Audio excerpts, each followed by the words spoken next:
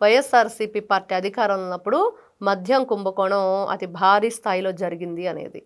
ఈ రోజున వీళ్ళు చెప్తున్న మాటలు, లోపల ఉన్న రాజు కసిరెడ్డి, బాలాజీ గోవిందప్ప, ధనుంజయ రెడ్డి, కృష్ణమోహన్ రెడ్డి వీళ్ళంతా ఏం చెప్తున్నారు అని అంటే, రాజు కసిరెడ్డి అయితే చెప్పేశాడు, ఇంకా ఇదే నాకు ఆఖరి రోజు అవుతుంది నేను బిగ్ బాస్ గురించి చెప్తే అని. మరి ఆ మాట చెప్పిన తర్వాత అందరికీ అర్థం ఏంటంటే వీళ్ళని వాళ్ళు ఏదో మరి ఎవరి చేతో వీళ్ళు ప్రాణాలతో లేకుండా చేయాలనే ప్రయత్నంలో ఉన్నారు అనేది తెలుస్తుంది. మరి ఇంకా కూడా వాళ్ళకి ఎక్కువ సెక్యూరిటీ పెంచాలి. వాళ్ళు పోలీసుల కస్టడీలో ఉన్నా కూడా ఈ రోజున ఎవరు ఎలా ప్రవర్తిస్తున్నారో, మరి అధికారులు వాళ్ళ అధికారాన్ని దుర్వినియోగం చేస్తున్నారు మనం చూస్తూ ఉన్నాం.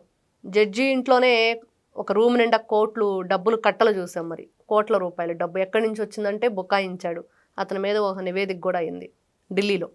మరి అదేవిధంగా న్యాయాన్ని చట్టాన్ని కాపాడే వాళ్ళు కూడా ఒక్కోసారి ఈ విధంగా తయారవుతున్నారు. కాబట్టి వాళ్ళు కూడా ఈ రోజున పోలీసుల కస్టడీలోనే ఉన్నారు, వాళ్ళ ప్రాణానికి భయం ఏంటి అని ప్రజల నుంచి క్వశ్చన్ వచ్చినా మళ్ళీ అదే ప్రజలు ఏమో ఏం జరుగుతుందో అనే క్వశ్చన్ కూడా వేస్తున్నారు.